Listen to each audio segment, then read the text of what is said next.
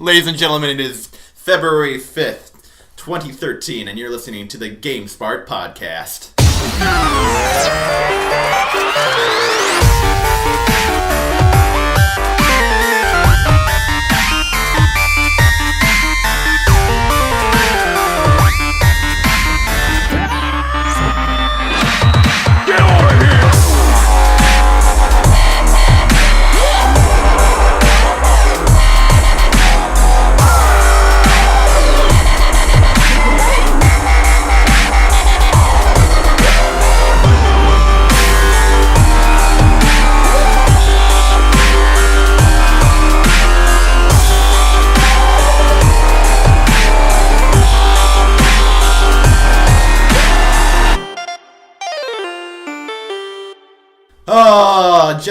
Gentlemen, welcome all, everybody. It's been a little while. We took a break, as usual, on the podcast. Joe Rubel. Well, the site's down. Hey.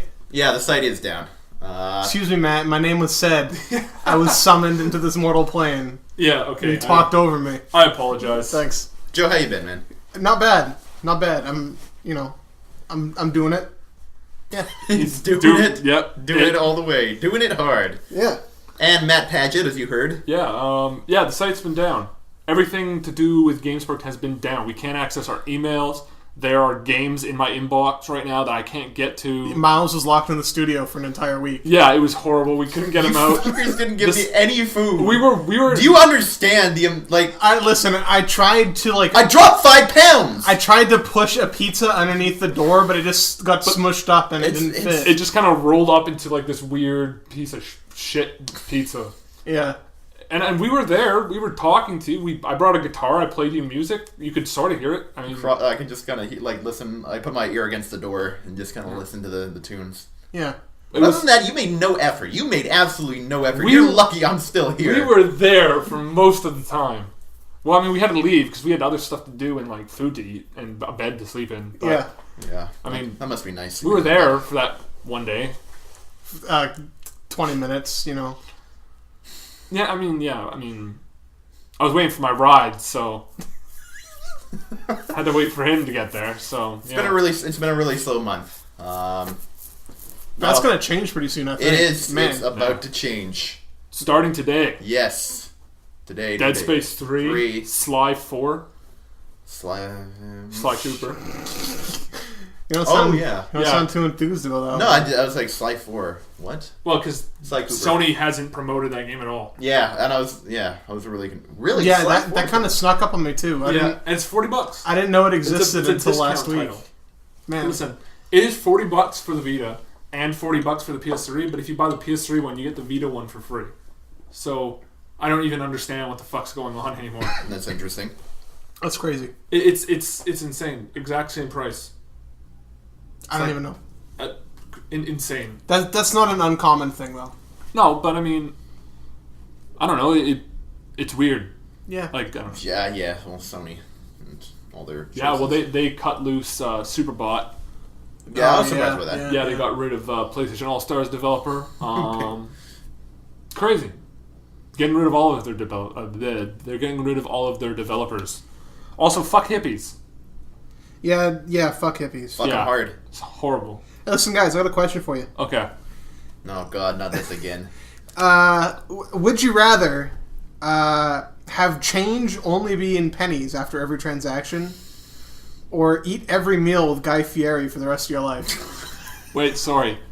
Can you read the first one? So after every transaction, your change is given back to you in pennies only. Okay. Or every meal is prepared and you eat with Guy Fieri. I would. This is not even a fucking question. This is like just saying, hey, you know what you're gonna answer. Fucking answer it. Pennies all the way. I would never. I don't care. I usually pay with my credit card, my debit card, or if I have cash, I usually try and hit right on. I would eat with Guy Fieri if he promised to make hard-boiled eggs on the weekends. But then you would never eat. You'd have to eat all the eggs by yourself. You have to, like, okay, no, listen. You're with a girl. You're making her breakfast in the morning. It's very romantic. He has to make it. You can never cook again. I'll just make it seem like I cooked it. Yeah, no, but he has to eat it with you. He has to eat it there That's with fine. you guys in Oh, bed. that's cool. He'll be in the middle eating fucking eggs with you. With your popping hard-boiled eggs in his mouth. With your fucking lady friend. Hey man, I'm cool with that. That's cool. I mean, like, I don't have to cook anymore. Frosted tips. Yeah, man. Oh, And he'll be just making those noises he makes. Oh god, that's so good. Oh man, I love that's delicious right there. Yeah, but it's just pennies. You can go and give them to a bank. Yeah, but you lose all those bennies. Yeah, then you get. You're gonna lose a bunch of that in the couch somewhere. No, but I mean, I don't. I mean, how often do you pay with cash? Really? How often do you pay with cash? I don't know. Exactly. But then you're gonna have like a whole dickload of pennies with you. No, because if you just decide to say no more cash, just debit card and Visa card. I'd still go with Guy Fieri. I don't know, man, dude. Pennies are easily avoidable if you carry like a couple nickels, a couple dimes, a couple pennies. You could easily just like pay for everything, exact change or just your debit or Visa card. So, yeah, but pennies can't afford Guy Fieri. What? You want Guy? This is the positive for you? Yeah, I'd think so. Yeah. Oh my god, dude, Guy Fieri is awful. He's awful, but makes good food. Can't deny. I don't know it. about that. I've never seen him actually cook anything. I see him eating You've other never people. seen- I've seen him eat Yeah, other that's true. people's He cooking. does eat a lot of other people's cooking. And talk about how Like great all it of his shows are about him going around to restaurants and eating Well, food. I did see him cook all those eggs. Yeah. So. Oh, okay, yeah, but man, fuck Guy Fieri. I'd go with Guy Fieri. I can't believe this. What would you do, Joe? I think I would. Oh fuck, because I almost only pay in cash. Yeah, okay. So that's a tough one for me. But I think I'd go with pennies too. Fuck you in the ass. But okay, wait. So with Guy Fieri, I still choose pennies. There's nothing that could change my mind. We're all locked in. Does he only prepare the food that you have, or does he just have food to prepare with? I think he just prepares whatever he likes, whatever he wants to eat. So, Yeah. but he will go out and buy the food and bring it back. Sure. Yeah. Okay, But you can never make a meal decision ever again in your life because he's the one choosing what to cook. Okay, well, yeah. And you can talk with him about it. Like, No, hey, like, what do my you feel dad like is a tonight? fantastic cook. You guys had his lasagna. Yeah, we had some I could never lasagna. do that. What do you mean So you can never pennies talk? all the way. So, alright, so like you can't collaborate with your dad and say, hey, what do you feel like this tonight? No, because Guy Fieri. But if your dad has something set in his mind, like he will not like abandon that idea. He will just go all out and make whatever he feels like. Well, Guy Fieri? No, your dad. No, I'm talking about Guy Fieri here. I like my dad's food. I want to eat my dad's food. If I had Guy Fieri, if Yeah, I he went with his can't offer, eat his dad's food anymore because you can I could only eat Guy Fieri's only food. eat Guy Fieri's food. Yeah. Fuck that. I'm done.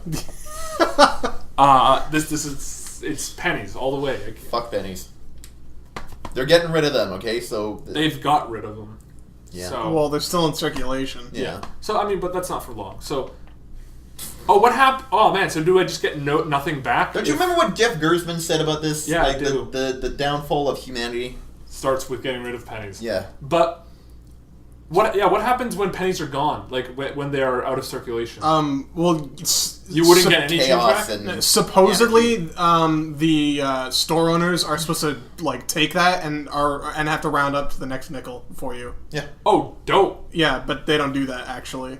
They'll still use the pennies they have. No, but I mean, like for this would you rather question, would I get my pennies Oh, back? no. What happens when there are no more pennies? There will continue to be pennies forever. Just for me? Yeah. Okay, no, dude. So a bunch of useless fucking. then even pennies. better. Why? Because I mean, they're still worth money. You just bring them to a bank. You still have to carry like thousands of pennies around. with Fucking you. yeah. Hey, Could you man. imagine getting $10 worth Pay of with pennies? cards. Pay with cards, man. Just in your pocket, just. Oh wait. So if I go to a bank and take out $100, it's $1,000. Yeah, Yeah. it's 1,000 pennies. It's 10,000 pennies. Yeah, whatever, 10,000. 1,000 pennies. That's what you get, 1,000 pennies. Just 1,000 pennies. Yeah, you see. No, I'm still down. You guys. I'm still totally okay with that would suck. Like I thought, like going to the States, fucking just like bags and bags and bags of penny. No, I would still go with the pennies. I would just get And a what Visa are you card. taking over the border with you? A Just shitload of some pennies. Alcohol and bunch of pennies. How many pennies? Like 10,000 100,000 pennies. pennies. Man. That was good. I got contentious for a while. Yeah, I was right. My opinion was the right one. He likes to think so. Yeah, that was a good question. Thanks. Anyways, Hey, so this is about video games. Yeah. So game it's podcast. the January has been pretty slow for video games, but there was stuff that we did do. Yeah. And Joe, would you like to start us off? Sure. I played a fucking shitload of Dark Souls. Yes. tell us about your soul and how dark it is, Joe. Man, the blackest night. That's Okay. how dark my soul is at this point. I'm interested. Man, this game has almost broken me so many times. It's really fucking difficult. Tell us about your character. Let's go about that. What'd you choose? I chose a knight at the start, Right. but I ended up not liking that, so I started just pumping points into dexterity, so I got really fast. I gotta say, sorry to interrupt you. I gotta say, I really enjoyed the first character that we made because remember our first experience in Dark Souls. We made the. Oh shoot! What was it called again? It was like a husk, but depraved or something along those lines. I forget the name of that class, but I guess for Matt, there's a hard mode class called something along the lines of depraved. Yeah, he doesn't get anything. And you're not allowed to equip any pants or shirts. Oh, ever? Ever. Oh, wow. Yeah. You can wear hats, and that's about it. So you're running around in your underwear. And this guy was his skin was just dark as hell. Yeah, just a burnt husk of meat. But I mean, that's what your skin usually is, right? And ginger. Yeah, and he's also ginger. He's this enormous orange shock of hair, like a big orange bowl cut. So Seamus. Yeah, basically. The opposite of Seamus. Yeah. A great black shirt. So yeah, I made my speedy dexterity guy with. I've been running around with a giant spider leg as a sword. There's a boss halfway through the game. It's a gigantic spider woman, a drider, if you will, a drider. Wait, is it kind of like a woman and then she has spider-like appendages? It's a Dungeons and Dragons style drider. It is a centaur, except the bottom half is a spider. So that's not as bad as I thought it was going to be. The face is what really fucking gets me. Oh, there is a spider face. Oh God! Except on top of the spider face is a woman coming out. Also, the spider face pukes lava. Ew! What the? Oh, dude, I'm putting my legs up on this couch. That is unnatural. Yeah, that is unnatural. Yeah, it's a pretty fucked up game. A lot of fucked up shit happens, and I fucking love it. It's so good. That's fucking gross. I think the grossest part is that some of the hollow, which is what the default enemies, the crazy zombies, are called. Yeah. There are a few hollows outside of our boss room, and they have eggs growing out of their backs, enormous eggs, so much that are so heavy that they can't walk anymore. They're just laying on the ground. Oh man, that's gross. The entire place is just fucking disgusting. Now I remember you telling me something about the spider woman and her amazing chesticles. Oh yeah, she's completely naked from the top up. Oh God. So it's just a spider woman with breasts hanging out? Yeah. They're covered up by hair. Oh, my spider hair? No, right? No. Prickly spider. Oh, just by her. She is just hair. a standard Western beauty woman, hairless and pale and a fine figure, but her hair from her head is hanging down over her breasts. All right, that's a little bit better. All right. God damn! I thought they were going to make the most terrifying thing in the world. No, it is still pretty close. terrifying. That's pretty close to the most. It is still pretty terrifying. And then I don't want to play Dark Souls anymore. I remember you also told me about how people like to leave little messages on the ground. Yeah. So one of the mechanics in the game is it's always online, but it does it in a very good way. In that other players who are playing the game can leave a message on the ground and you can read them. And they're all over the place. There's always something for you to read, a hint or whatever. And before this boss fight with the naked spider lady, someone left because these are all just pre-made messages that you can mix and match to make a message out I of. thought in Dark Souls you could do whatever. No, it's still it's still yeah. So before the spider lady, I read "Amazing Chest Ahead," which I thought was pretty funny. Someone wrote "amazing chest to head." No, amazing chest. Just ahead is an amazing chest. Oh, because Spider Lady had an amazing. Yeah, okay, that's pretty good. Yeah, I like that too. Another popular one, there's another woman later in the game that has very, very large breasts. So she's from a video game. And, yeah. And before that one, someone had written down, try using 2 hands, which I thought was also pretty good. That's pretty funny. Yeah, but that game is really fucking good. There's so many fucking, like, all just lore stuff that I'm falling into this horrible lore hole that I can't get out of. Like, I'm just reading shit. And a lot of inferred it's history to the game. There's actual lore to this game. Oh, it's not just, hey, here's a bunch of crazy shit. No, everything has a meaning in that game. Like, every character has a history. Every enemy, every boss, every area, everything all has a huge amount of history behind it. And for the most part, it's really fucking depressing. There's also a lot of secrets in that game. Like, there are bosses and areas that you will never even fucking know about unless someone explicitly tells you. Right. There's a boss in that game that is so optional that, like, I'll tell you the steps of how to get to this boss. First, you have to do some platforming over, like, some really inane... It just looks like background decoration objects. You have to, like, platform around it. Then you have to curl up in a ball inside of a nest on top of a tree and wait there for, like, a full 60 seconds where a giant crow will pick you up in a cutscene eventually and drop you off in this new area. And then at the end of the area, in like a small small nook or cranny, either or, there's all the way in the back in like this hidden corner. There's an item you could pick up, and it doesn't tell you anything about the item. Just like, oh, it belongs to an old witch or something along those lines. And then if you take that item to a giant painting that's like in a side area of a different of a level on the other, like the entire different side of the world, you'll get like sucked into the painting into an optional area. Jesus. And at the end of the optional area is a boss that doesn't want to fight you and just tells you to leave, and that you can just walk away from the boss and not fight it. That's how optional this boss is. You'll never ever fucking find this boss unless you know about it beforehand. And then even then, like, you don't even have to fucking fight it. So then, how did you find out about this boss? Someone gave me a very oblique hint about how to get there. Right. Just told me about the platforming parts. Uh-huh. And then I just kind of, like, guessed from then on and, like, stumbled my way into it. Wow. Which I feel is kind of the best way to play that game, is to get, like, oblique hints from, like, the writings or from a friend who knows what they're doing or whatever, just, like, to push you in the right direction, and then just stumble through the rest of the game, because the best part about that is the mystery, like finding all these secrets and then not knowing anything about them and just like accidentally getting into these situations it's fucking great. It's amazing. Right. So yeah, I'm running around with my giant spider leg for a sword.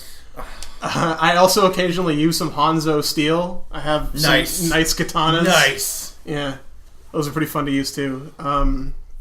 PvP in that game is fucking brutal. Yeah, you were telling me about it. When you're human, in human form, people can just fucking drop in your game and waste you. You have no way to avoid them coming in your game other than just not being human, which is difficult to do, because if you want to kindle a bonfire, that is a process of like expending humanity to give yourself more healing items. Mm-hmm. Which is fucking really handy to have. In order to do that, you become human, and then you do not stop being human until you die. Huh. So these dudes are constantly invading you and just fucking you up for no reason other than that they get souls out of you. So they can just be a real dick on that. Oh, yeah. And can you opt out of doing that at all? Or? No. Oh, you're just fucked. Yeah, you're just fucked. Yeah, that's life. But on the other hand, when you're human, summon signs appear in the world.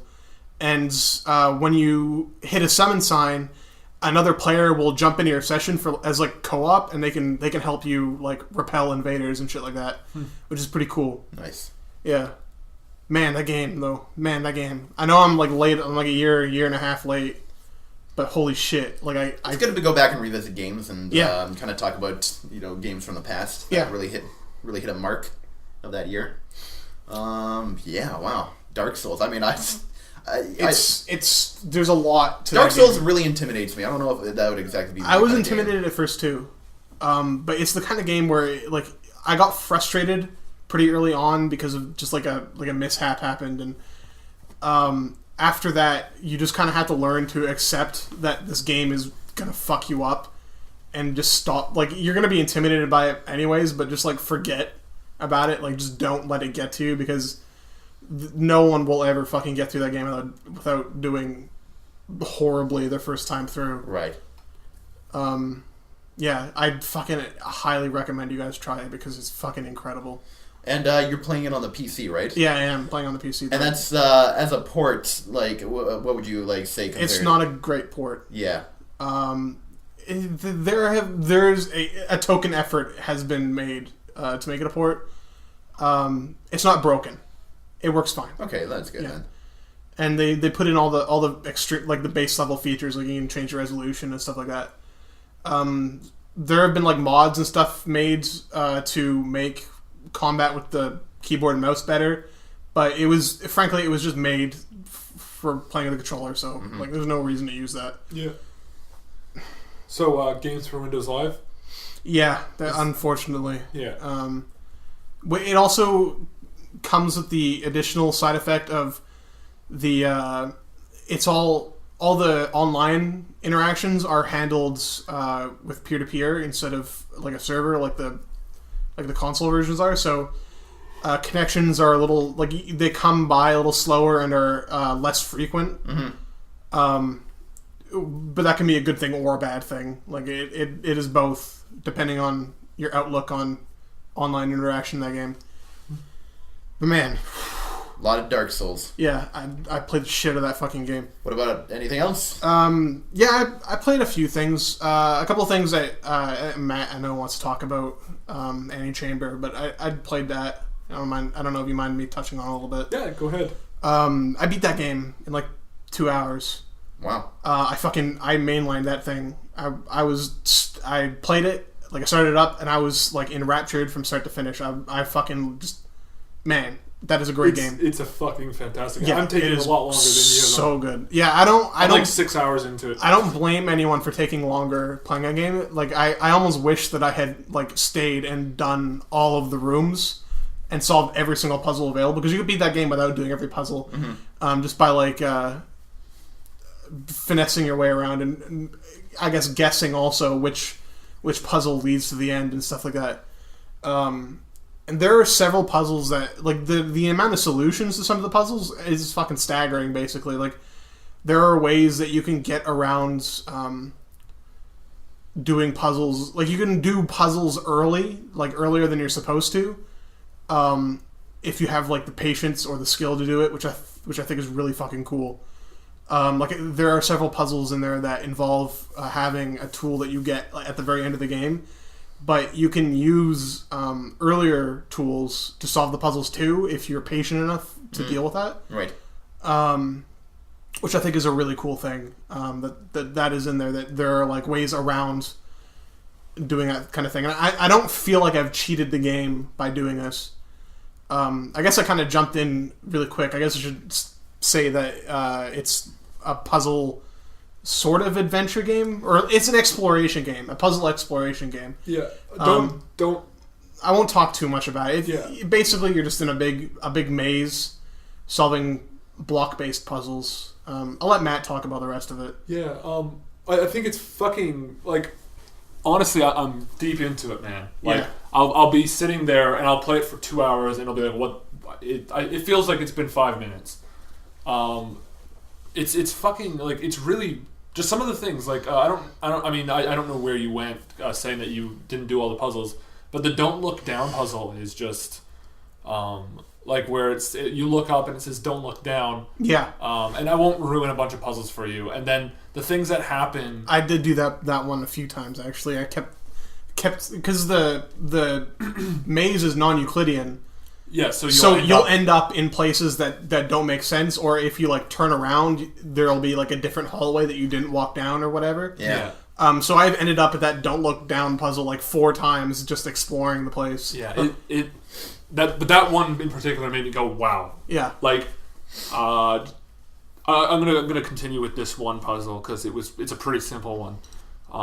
But when you look down, you fall down that huge shaft. Yeah. And then you go up that elevator, and it's like Yeah, you're nothing. there. It was 2 seconds up, and then you're back to the top of that huge thing. Yeah. I don't know. I just thought... Mindfuck. Yeah, some of the things it's doing with the Unreal Engine is amazing. Yeah.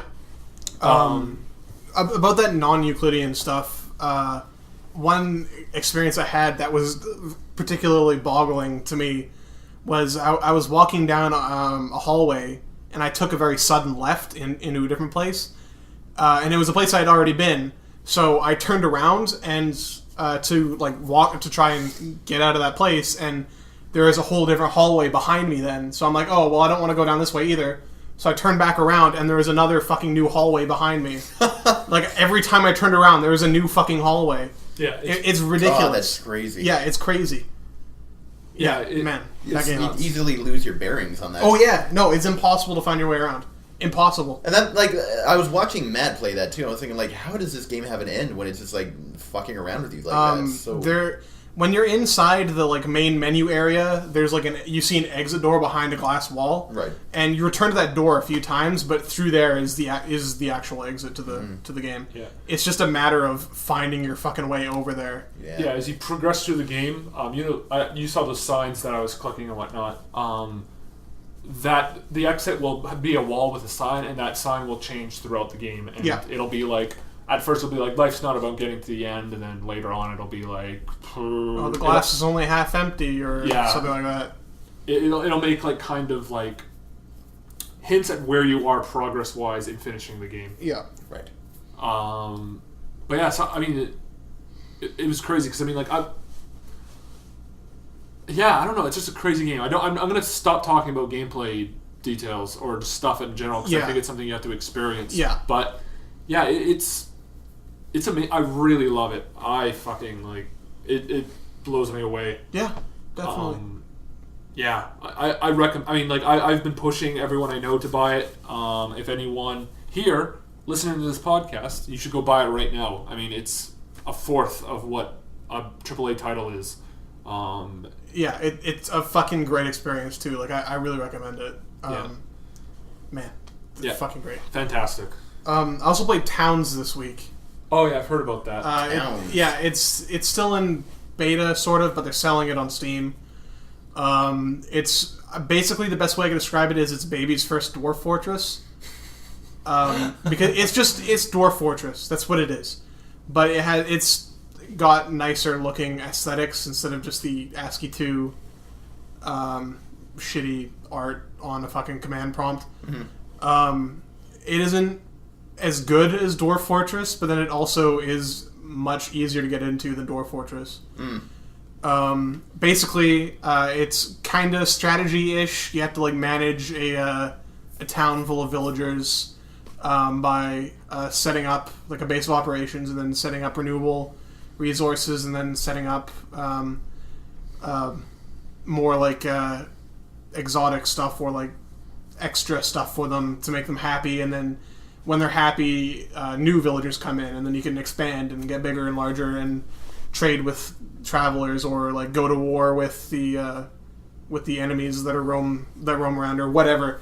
It's just like that, a strategy simulation game.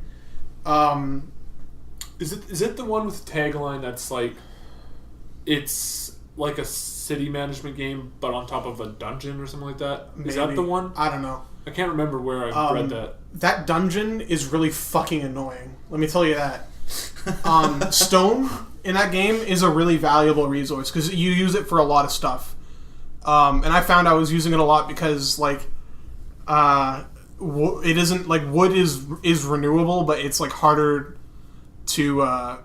There's just less of it than there is stone, so you want to get a lot of stone to make walls out of or to make a lot of stuff out of. However, there is that dungeon, but it's 2 levels down from the surface. So you're down 1 level digging stone, and your fucking dwarfs or villagers or whatever fall into a pit full of fucking spiders and die. Oh god! And die instantly. Yes, spiders and slimes are the only things that are in there. But that dungeon is a fucking mess. It's really difficult to work around doing it, and it's necessary to get all the stone. I don't know. It's annoying. I'm just complaining at this point, but yeah.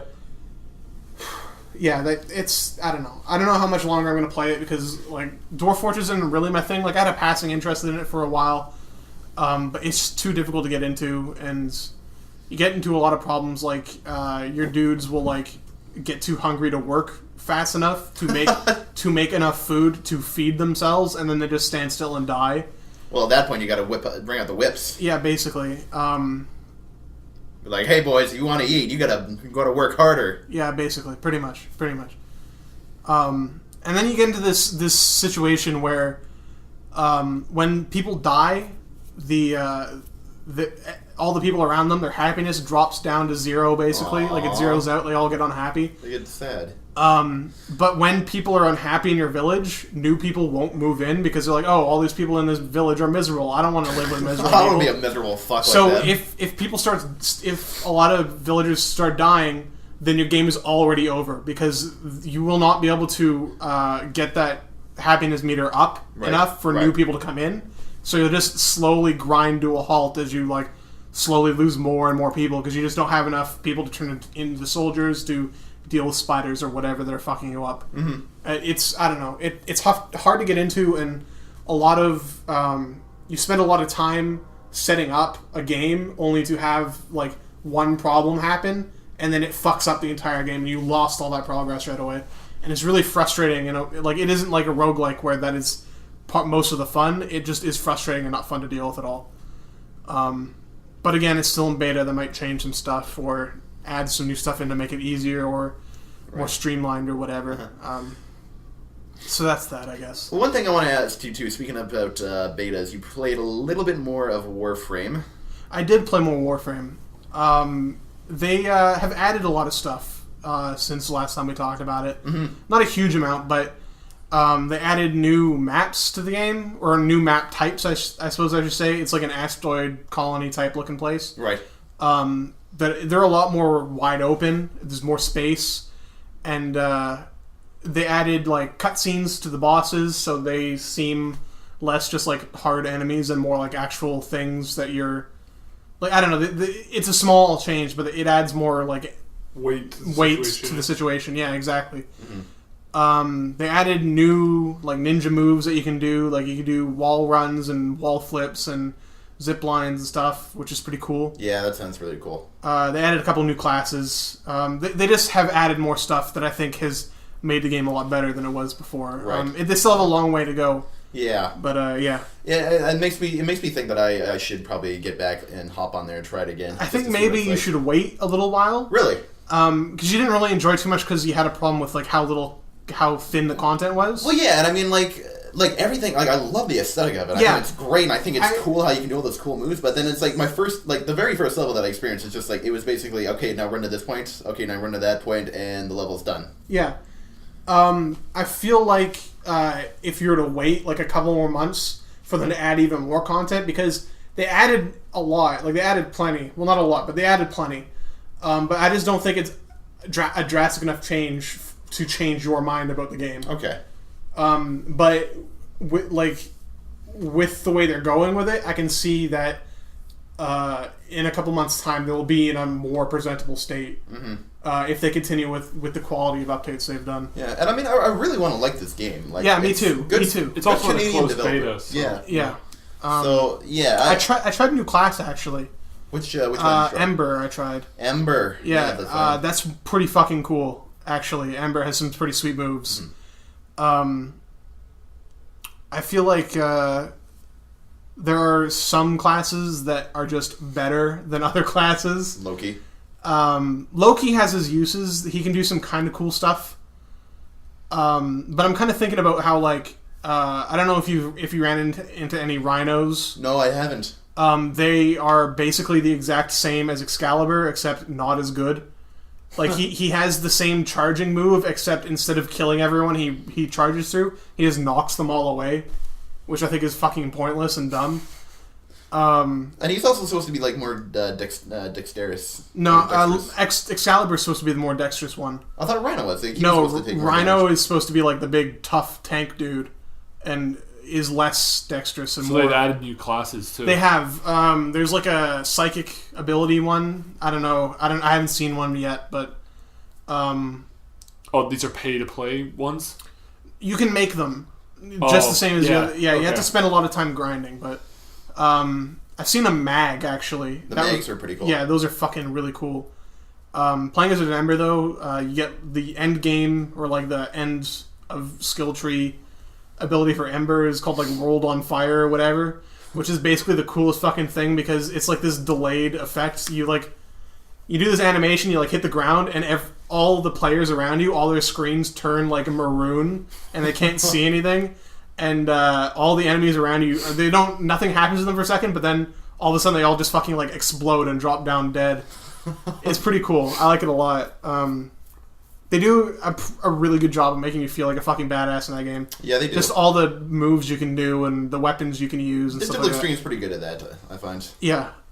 So I'm still extremely hopeful. I'm kind of optimistic at this point that they had a good frame, and then between updates they made a very good shift in the correct direction. Yeah. So I'm looking forward to... Well, it's good to hear that. Yeah, trying the game again. I'm happy for them, and I really hope they succeed and make a really good free-to-play. Yeah. I'm still forgetting to play it. So, I mean, unfortunately, it's not a slight at its quality. I think it's a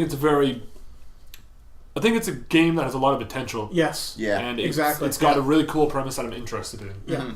But I just keep forgetting to play it. Yeah. Unfortunately. Yeah. Yeah, so that's Warframe. Last game I played the last 2 weeks was Fire Emblem. Yeah, you really like that game. Dude, that game fucking owns. Fantastic. I played a lot of really fucking good games the past little while. Fire Emblem, if there is no reason to buy a 3DS, like, other than this reason, like, this is the reason. Like, fucking everyone buy a 3DS and play this game. Basically, at this point. Because, like, it's fucking incredible. It has made me want, like, every other developer for 3DS to use whatever fucking video codec they're using for Fire Emblem. Because that game just looks really fucking nice. Wow. The 3D looks really nice. Everything about it looks nice. Alright, I like this kind of strategy game. I really like it. I'm fucking terrible at it, but I really like it. And this is probably my favorite so far, and I've only played the game for like 4 hours, 5 hours maybe. And it's already my favorite. Even after the hundreds of hours I dumped into Final Fantasy Tactics. It's fucking great. Yeah, it's a really fantastic game. So good. Man. I don't really know what to say about it. Like I can't explain it very well because it's just a strategy game. It's like a cross between Final Fantasy Tactics and Advance Wars. Kind of like a hybrid between the two. Like you don't do any like building of units or anything like that, but you like level up the units that you bring in, and I think a really cool and interesting mechanic is the like the friendship thing, like the relationship ranks. I don't know if you know anything about this. No, I don't actually. So I really don't know anything about Fire Emblem. Okay. As it is. So it's a strategy game. We got that down. Yeah. So when your soldiers fight near each other, they'll assist each other in battle. So if you get into a fight and your unit is next to another friendly unit, they'll both show up in like the little battle cutscene that happens, and they'll confer stats to each other, like stat bonuses, and also occasionally the other guy will like jump in and help out. And when they do this, their relationship increases, and when you get to higher relationship ranks, they have like a cute skit or whatever, and then they get increased stats when they work together. Oh, that's cool. Yeah. And you can pair these units up like this all the time and create like a fucking devastating, like cohesive unit that just like rolls across the battlefield together, helping each other out in battle. I got 2 characters I got up to a really high relationship, and what that did for me was I was in a situation where one of them was about to die, was about to get hit by like a blow that would have killed him. Yeah. And his friends jumped into the battle and pushed him out of the way. Oh, whoa. Yeah, and then like did a Phoenix Wright style like objection. Yeah, objection style. Like his screen flashed across the thing and said, checkmate and fucking blasted the enemy in one hit. It was great. It was like a badass moment, and it made me feel really good about like fostering this relationship between them. Right.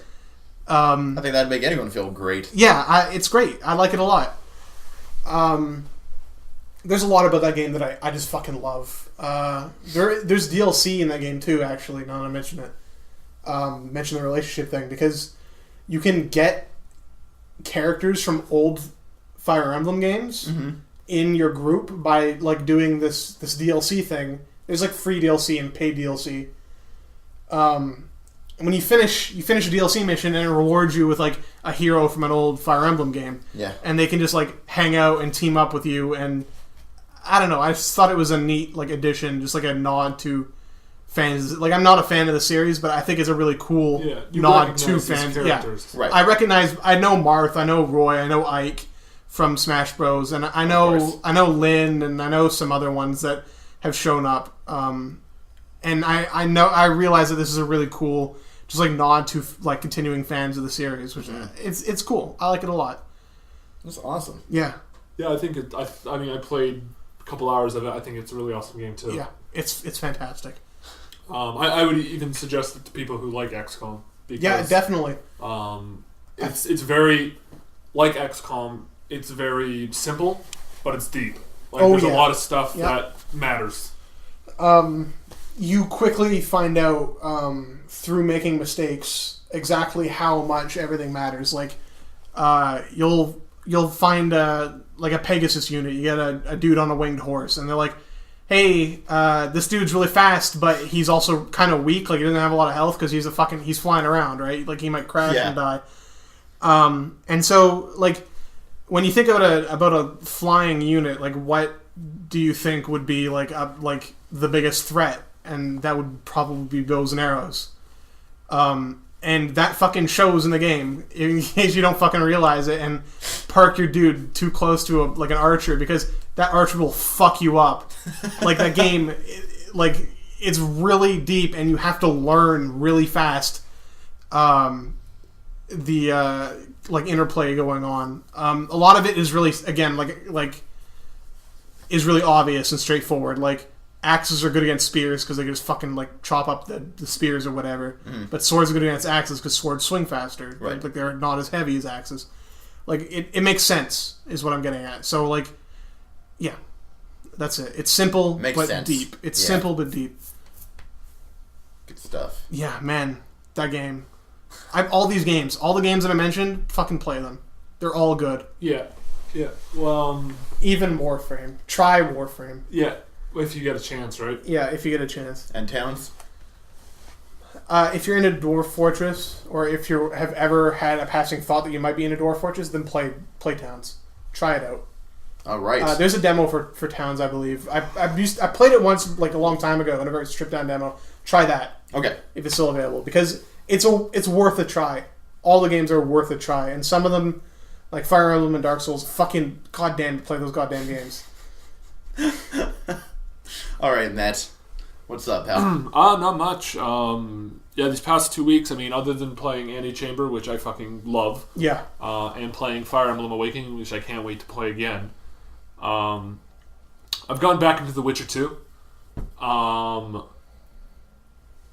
I'm beginning to like that game a lot.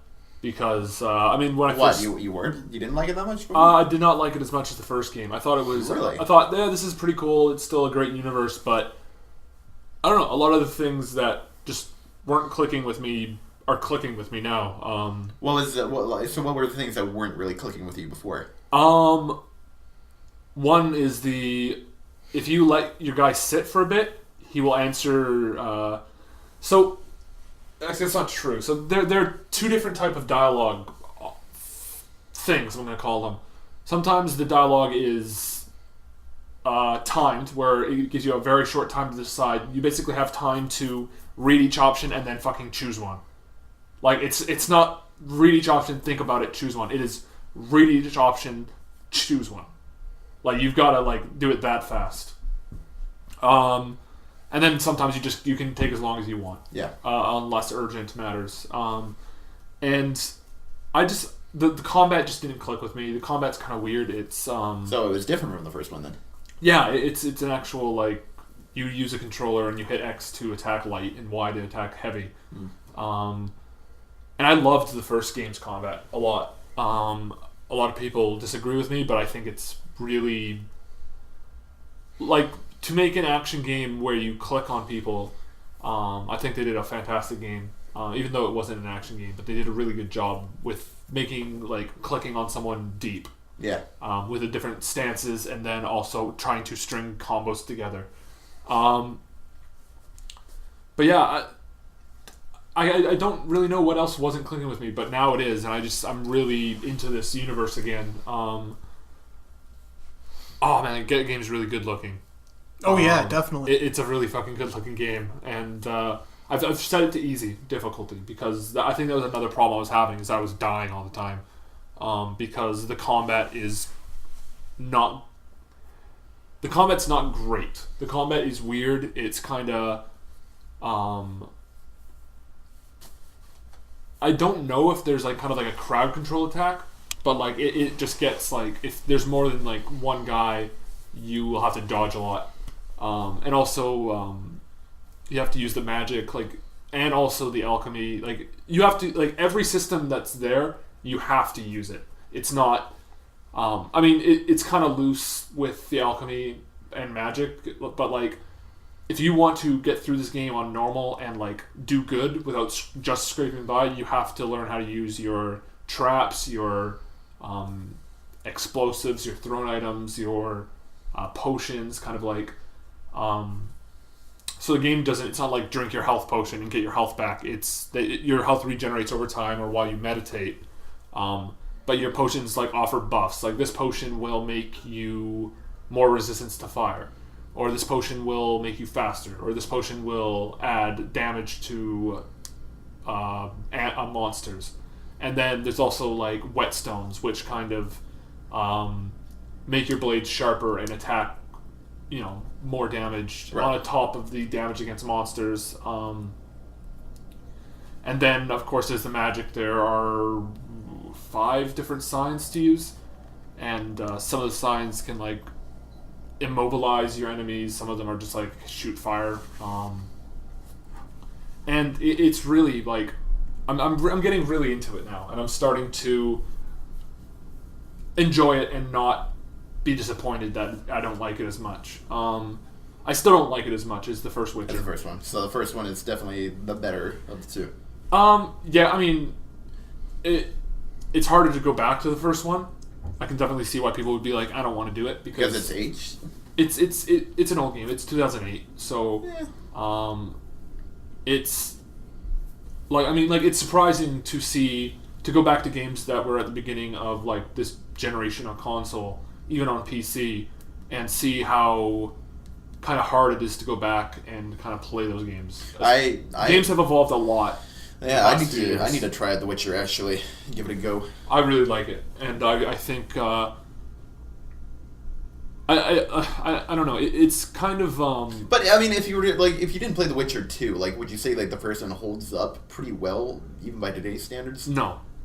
I mean, it depends, because The Witcher 1 is the kind of game that I would recommend somebody plays the first act of and then decide whether they want to play more of. Yeah. Because like the prologue and first act is pretty good, but like if you're finding yourself like not enjoying the combat or whatever, that'll break the game for you, because it is just more of that forever. Yeah. Okay. It's very unique combat, and that is not to say that it is good. Like, Batman Arkham Asylum's combat was unique because it was, a good beat 'em up. Well, it's not unique anymore. Yeah, very true. But I mean, that's kind of for a good thing. Yeah. Other than Assassin's Creed. But anyways, I digress. The Witcher is a very acquired taste. The reason why I played through the first Witcher before playing the second one was because I played like part of the first act of The Witcher, the prologue of The Witcher 2, and thought, man, no, these characters are awesome. I want to know I want to know what's going on with these characters and why they're here. So I went back to The Witcher, and I just played it. I said, man, I really love these characters, and I love the kind of the world and this kind of this weird racism that's going on in the world. Oh yeah. How like everyone hates it's crazy. It's like everyone hates dwarves and elves. Yeah, the elves that. Yeah. They're like these. Everyone's like, oh, check out these like terrorist elves or whatever, and the elves are like, oh, we're freedom fighters, but then they're just like really shithead, awful people. And no one is everyone are shitheads. Like everyone is wrong and evil and bad. Yeah. Like everybody. Like so it makes it everything is gray. It's not good or bad. And the game is like everyone in the game tells you have to choose a side, Geralt. You have to. You can't be neutral, but you can totally be neutral. Like, and I love that. I love how it's just fucking life.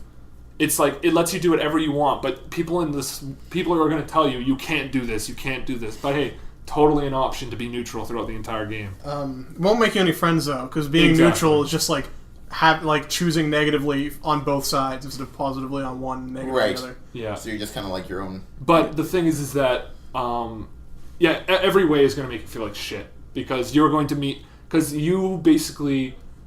There's at least one character on every path that you kind of like interact with in some way. And that character will make you feel like a dick for going up to the other side. Like, and to the point where it's like, holy fuck, I think I should just start the game over. I think like my go-to example of this is in the first act or chapter or whatever. You have the option of defending a woman from like a mob of people that are like, oh, this woman is evil and a horrible witch or whatever, and she's just like an innocent person and has been like kind of courteous to you and hasn't really been done anything wrong by you. So like when I played, I chose a defender. I'm like, what? These people are crazy. She's just a nice person, and then it turns out she like eats children or whatever. Yeah, and it's like actually a horrible person. Yeah, she's like actually just a witch. It's that witch I told you about, the gross, grody witch. Oh yeah, that you get it on with. Yeah, but up until after you make that decision, the game is like, hey, this is just like a totally normal person. Like people say she's a witch, but she's just a fucking nice lady living in the woods. Yeah. So you really don't know. Yeah, it presents itself as very one-sided. It's gray. Yeah, it's there's no sides. It's just you either take the evil option now or take the evil option later. Like, yeah, it's the lesser of two evils, I guess. Not even. It's the exact same. Both are plenty evil. It's just one is obviously evil and the other one is not so obviously evil. Yeah. Like you can definitely help the freedom fighter elves, but they're fucking awful, horrible people. Yeah. Like they're just fucking bloodthirsty bandits. Like basically, it's the humans want to kill the elves and the elves want to kill the humans. So which one do you want to? Yeah. And since you're a witcher, you're really nothing. You're technically you're a mutant, is what you're labeled. You're as. human shaped. Yeah. But anyways. Yeah. What is Geralt, anyways? Geralt's a witcher. He's a mutant. A mutant. He was a human. Yeah. But he was mutated. Witchers. So does he control metal, or does he able to get into people's minds? He can do magic. Yeah, witchers are like sorcerers. Well, they're not sorcerers. They call it.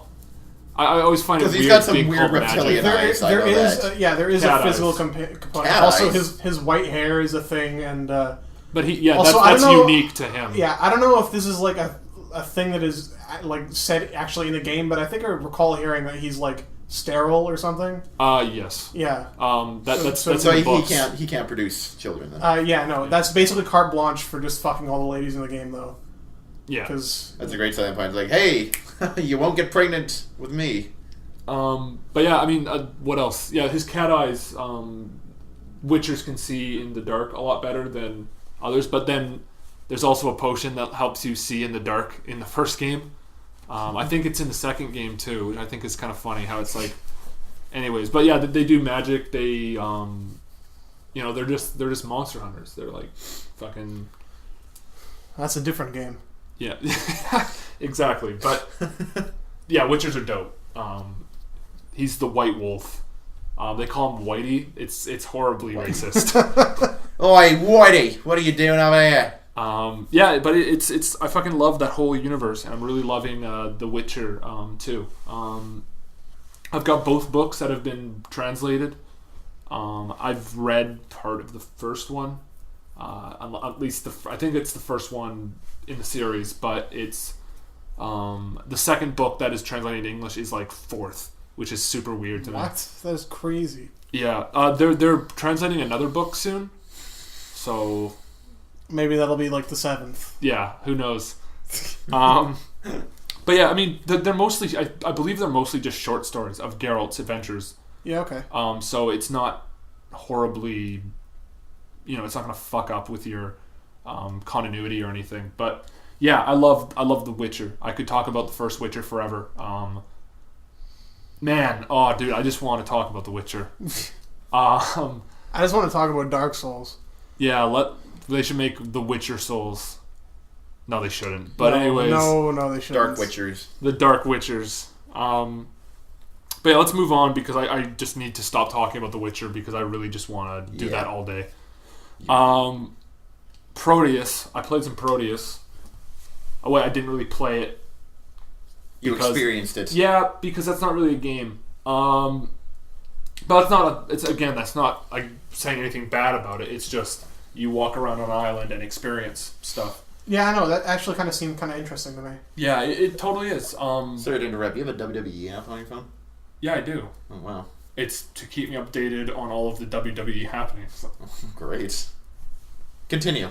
Anyways, I gotta find out what's happening with Biggie Langston and CM Punk, and I gotta see who Dolph Ziggler has been yelling at. Yeah. So Bo Dallas just entered the fray. Yeah, so I gotta figure this stuff out, man. Yeah. But yeah, Proteus. It's like, yeah, it's just an experience. You just walk around on an island, and there are animals on the island that you can chase. There's a big audio component to it, I think. Yeah, yeah. There's audio.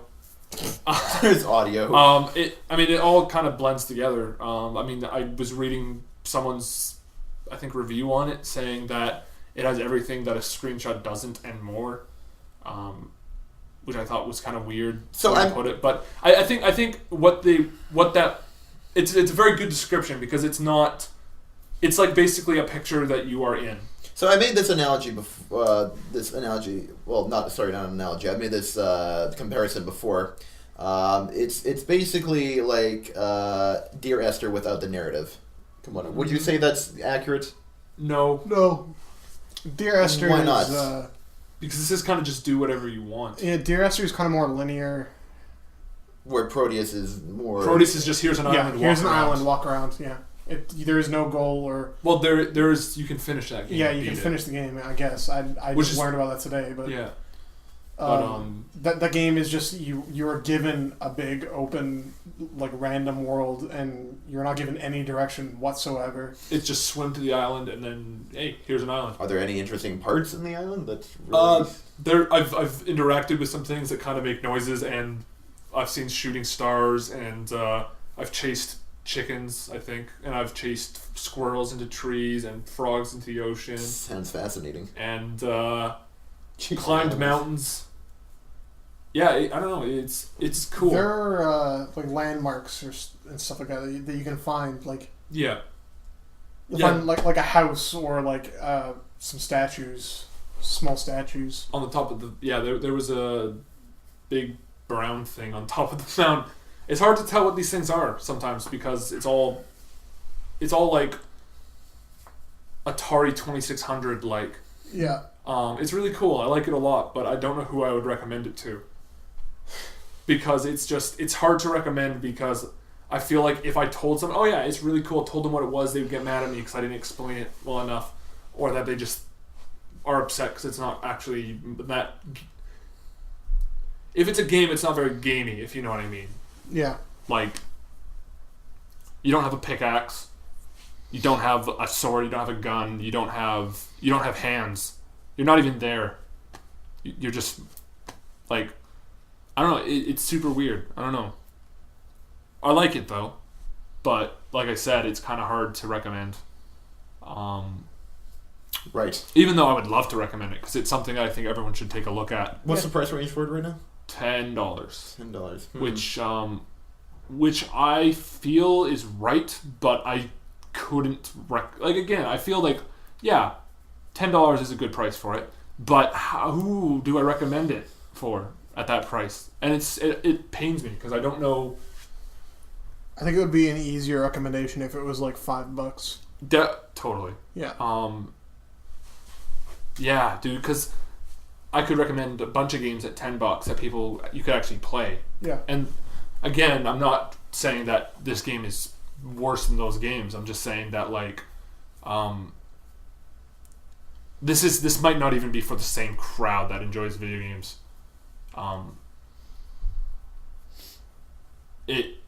Because I really enjoy it. But I could never recommend this to people who were. I don't even know what I'm saying anymore. But do you understand what I'm trying to say? Is that I get it. It's hard to recommend this to people who want to play a video game. Yeah. People who are like, I got home from work, I want to play a video game. But I think they should play it. You know what I mean? Yeah. It's just it's a very unique experience. Probably recommended to people who are diehard fans of that game company. Yeah, I could agree with that. Anyone, if you liked Flower, if you liked Journey, if you liked Flow, yeah. Actually, if you loved Flower, then you'll probably love this game. Yeah. I could definitely see people who love Journey not liking this game, but I think it's cool. I want to stop talking about it because I really can't really talk much more about it because I don't know how to finish it. Stop saying you'll stop talking about it and just do it. Just do it, yeah.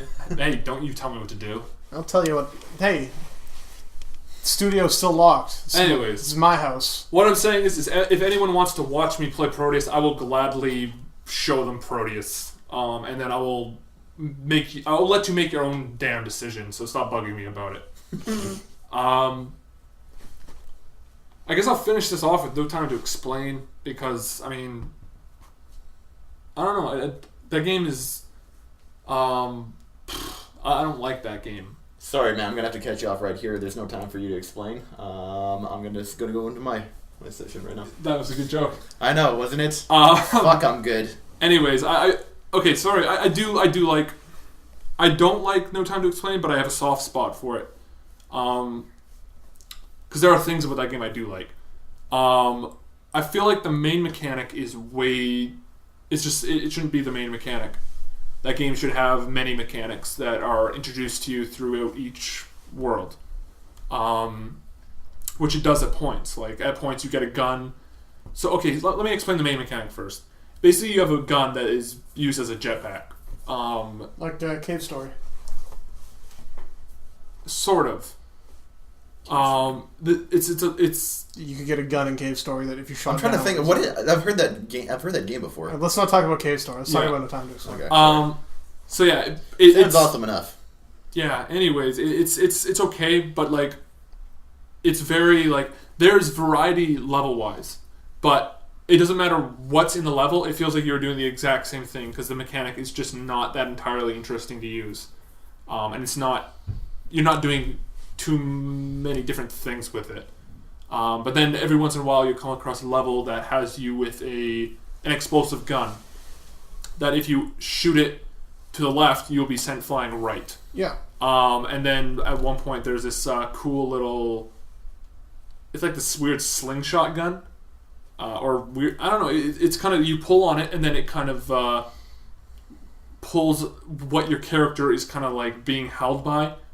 And you have to kind of like drag him through the levels, but compensating for that space where he'll kind of like fling past where you aimed him. Okay. So it's kind of like a rubber band. The rubber band gun. But, you know, it's those times are when the game becomes interesting because it's an interesting mechanic. But this this jetpack gun, like I said, it's the main mechanic. It's used way too much for my taste. And the game is just broken half the time. We were capturing video of it today. Yeah, it was it broke pretty hard, which was unexpected because I played through it just the other day for the first time because I was talking to Joe how like this game I can't get past this game. Like there's a part in this game that breaks and you can't progress past that point.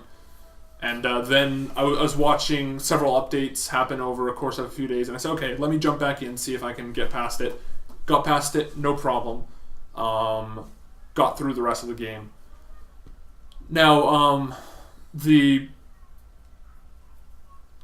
problem that we had with capturing the video happened again. Like, I could not get past the exact same spot in that boss battle. Weird. Yeah, so I mean, how do I... That's... This, I mean, okay, again, at $5, it'd be a much easier recommendation if it worked. But at $10, I don't want to recommend this at all because it's just... It's broken. Like, I don't know, it's broken, and then, like, the main mechanic isn't that great. But it... Again, I have a soft spot for it where it just has a lot of charm. I think the voice acting is really well done. The premise is great. And they have hats in it. I know you guys love hats. Hats are great to make everything better. But there are a lot of glitches going on with the hats. But yeah, I mean, it has a lot of potential to be a Super Meat Boy. It was even a Newgrounds Flash game. Yeah, I played it when it was a Flash game. It seemed like it would be like a Flash game or something. I played it a long time ago when it was still a Flash game. Yeah. This is... It honestly feels like a really good Flash game. A really well-made... Well, sorry, it's still broken. But if it worked completely fine, I could see that on, like, Congregate.com or something. Right. But... I don't know. It's just it's obviously very unpolished, and hopefully it's fixed one day. Are they selling it as a finished product right now?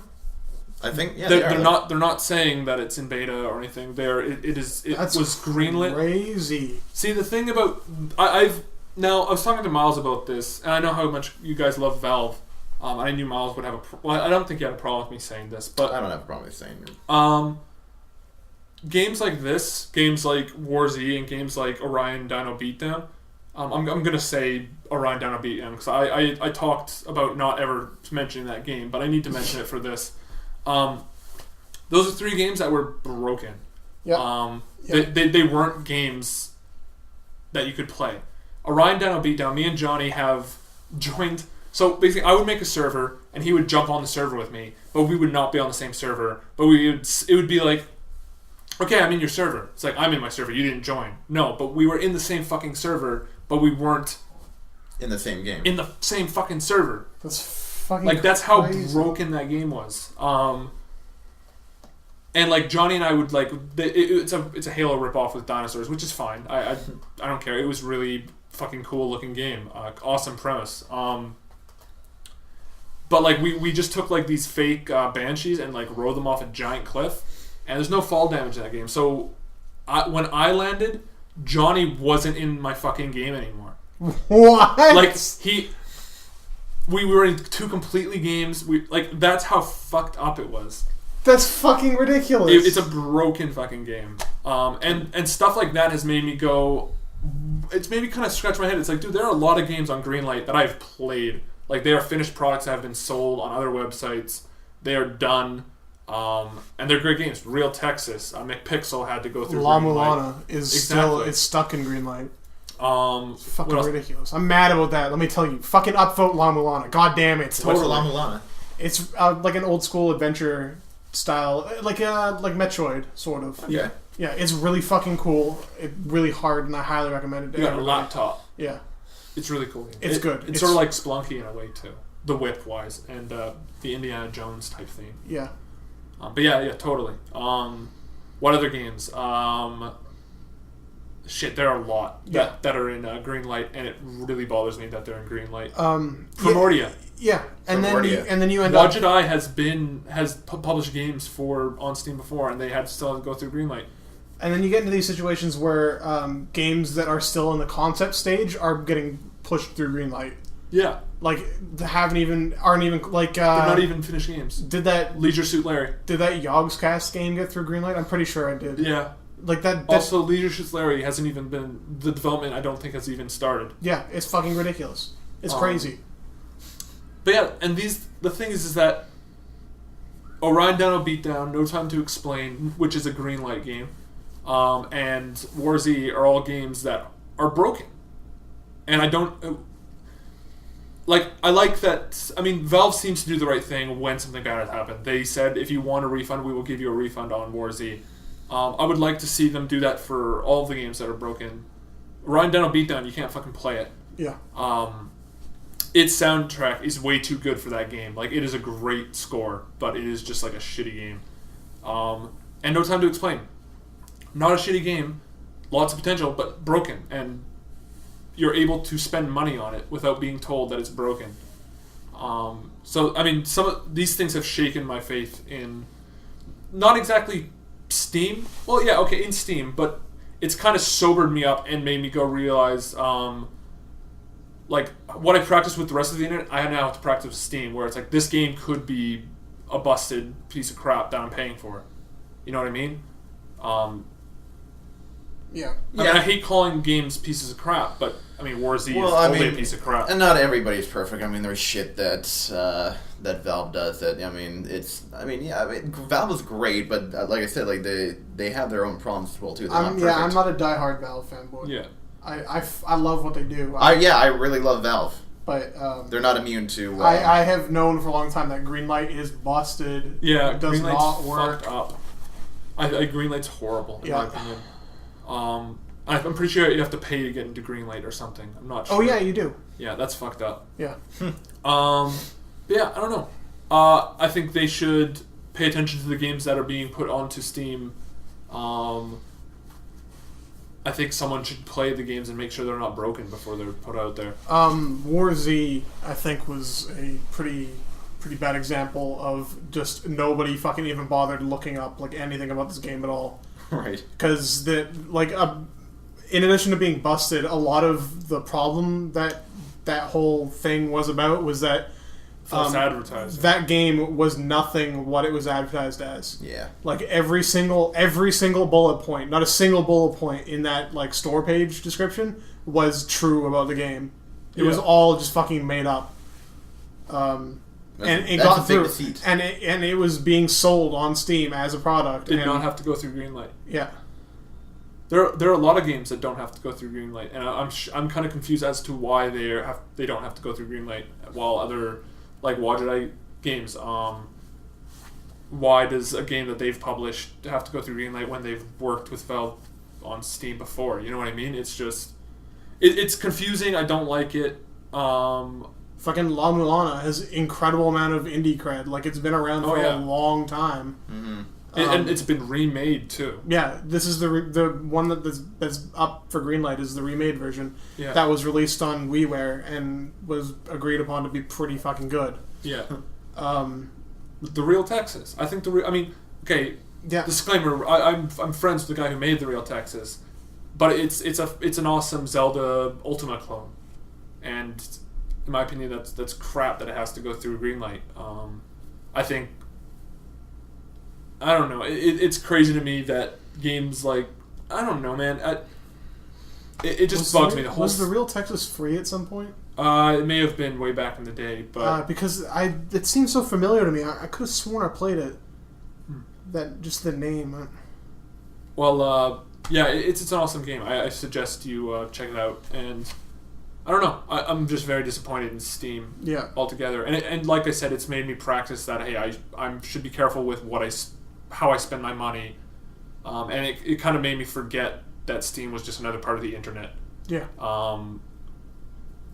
I felt like I could trust Steam with my money and be like, oh yeah, this game looks cool. Yeah, it'll work. Up until very recently, that has been pretty true. Yeah. Mm-hmm. This past year or so. Yeah. Has lent itself to some broken games. And there should be, I don't know. Anyways, let's move on before I start saying radical, crazy things like let's go to Seattle and find Valve and get them to tell us why this is going on. Let's hold them all hostage. Yeah, again, get answers from them. I'm not saying I hate Valve or anything. No, I love Valve. Yeah. I think they make pretty cool games. And I think they've been a great they've proven that digital marketplaces for video games are super popular, and they can work if done correctly, of course. But yeah, just some things I've been disappointed with that I wanted to bring to light. But yeah, other than that, buy Antichamber. Love that game. I'm gonna play more Witcher 2 and Antichamber. Good. Hey, That's Myles. my week. Hey, Myles. Hello, yes. Tell me about your week. Okay, sure. Well, as you guys know, I have been playing a lot of The Cave, Double Fines, and Sega's The Cave. Yeah, I've been looking at that. I kind of want to play it. I thought it was really cool. I thought it was really awesome, and kind of captivated to buy it just from watching the trailers. I got the pre-purchase item, of course, from Team Fortress 2, so my engineer now looks like the hillbilly. Yeah. He's got his nice scraggly beard, his hillbilly hat, and pink teddy bear hanging in his belt. So this game's great. I really like the aesthetic of it. It's, kind of 2.5D-ish, as we were joking about.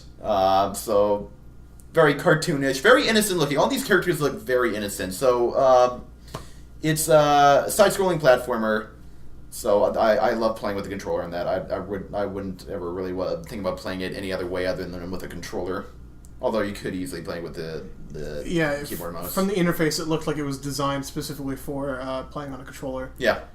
But yeah, like it's interesting. You choose 3 characters that you want to play with, and they all help each other out. You'll need to use all these characters to progress through the levels.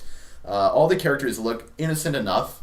You got the knight, you have the hillbilly, you have the time traveler, the twins, the scientist, the monk, and the adventurer. I believe is what they all are. Yeah. And they all look innocent, but the reality is they all have like a dark side to them, a really dark side. And you as you play through their levels, you start to discover that they're not as innocent as they seem. It gives way to a darker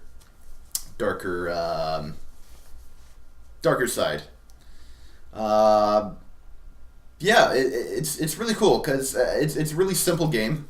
Like you only use like the X button and the B button to pick up stuff and interact, and it's A to jump.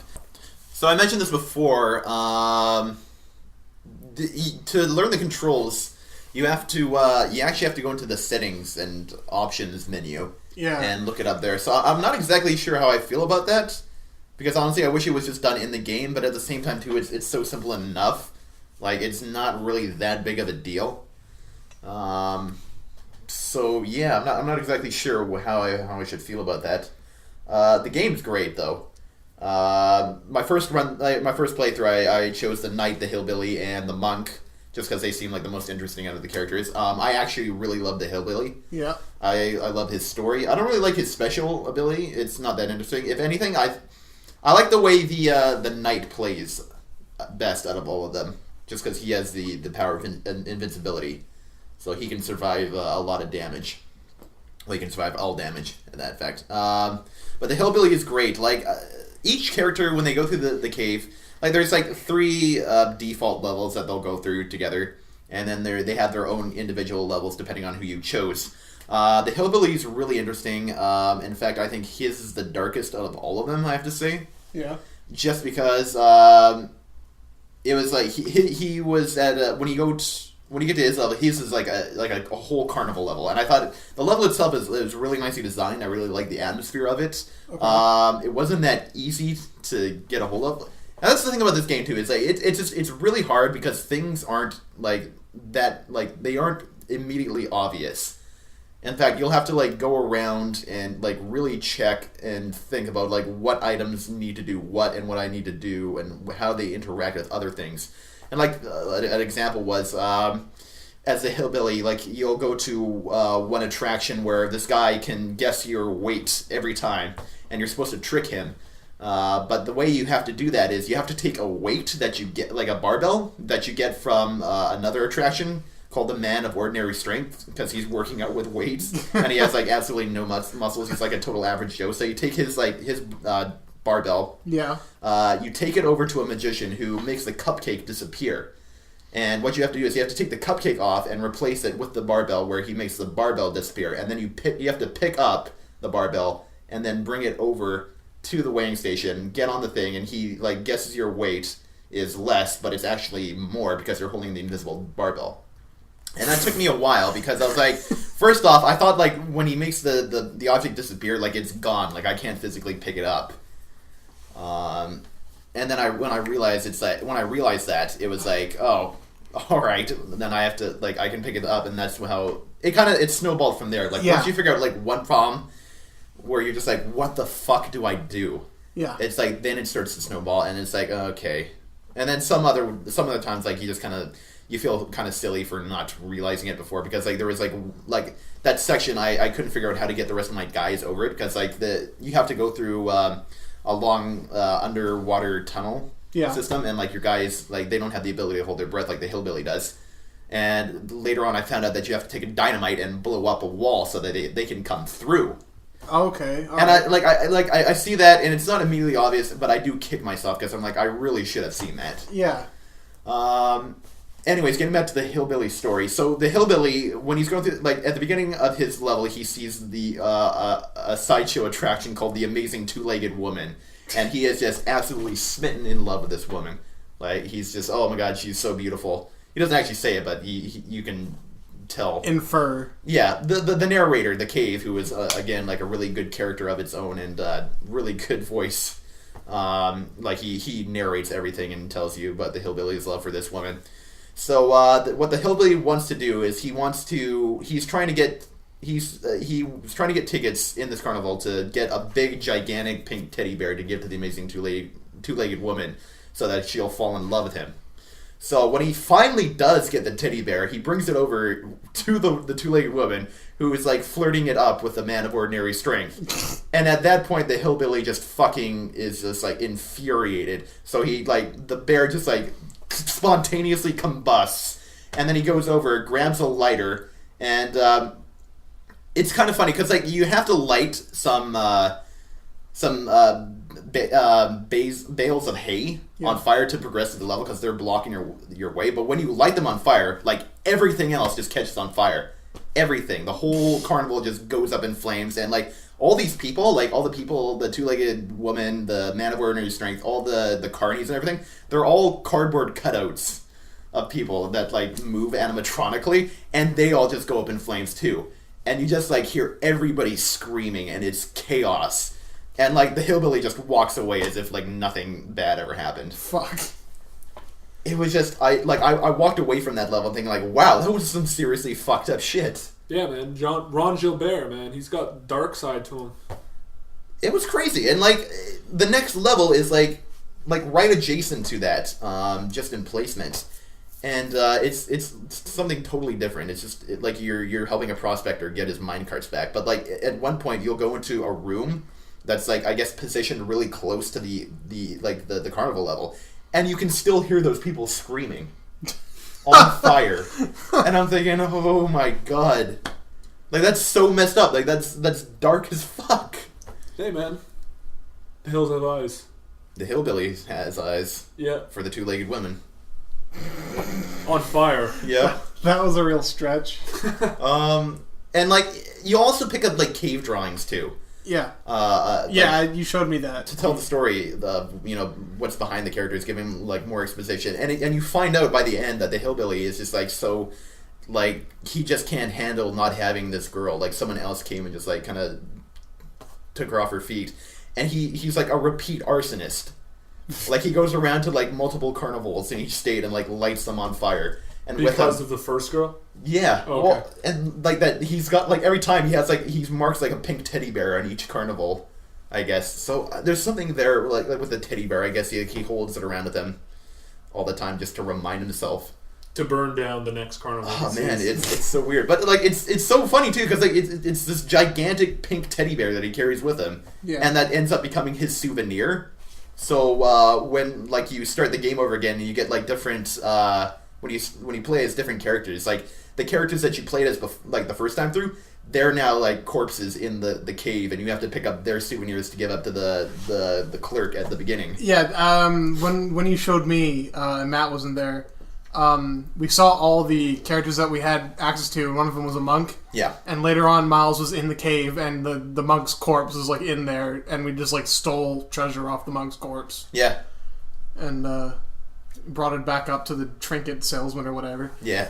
I think my favorite part of that was that trinket salesman, just because how animated he was. It's really great writing. He was like a cartoon character. I loved it. It was great. Yeah, he was like there's some really good writing, some really good humor, and just like really well played out, really well voiced. And again, that just really adds to the enjoyment of the game, and it makes like it's just really fun and comical and humorous, and then just like that dark undertone like lying underneath all of it. And it's all about these characters going to the cave to get what they want, but in the end they just like their innermost demons come out and they don't even realize it. Yeah. So like it's a really cool game. $15, I totally recommend this game. Yeah, I want to play it a lot. Yeah, man, it's really cool. Any questions on that? I don't really have any questions. Oh, actually, but I do want to note something. I think it's cool that they put it on the Wii U, even though that like the Wii U gamepad doesn't really have any functionality other than I'm pretty sure all you do with it is just switch characters by tapping on the screen. Yeah, I can't really see much for it because it's a very simple game. No, but that's a good thing is that they still put it on the Wii U even though they didn't have much functionality for the touchscreen. Yeah. Because there are a lot of developers who are like, oh, we don't know what to do with the touchscreen, so we didn't put it on the console. Yeah. And that's stupid. It's a fucking controller. Mm-hmm. I can't remember who wrote the article on Structoid, but they were talking about it, and I don't know, it was just dumb. It was a dumb thing. It's a dumb excuse to use. It's a fucking controller. Yeah. Nintendo is historically pushed very hard for the use of their more gimmicky stuff, so I think that has like soured developers. Like I think they just will assume that they cannot put a thing without including some like gimmick in their game or whatever. Also, there's a lot of stories about like, especially with EA, Nintendo's relationship with EA and stuff like that, not being great. So yeah, who knows? Yeah.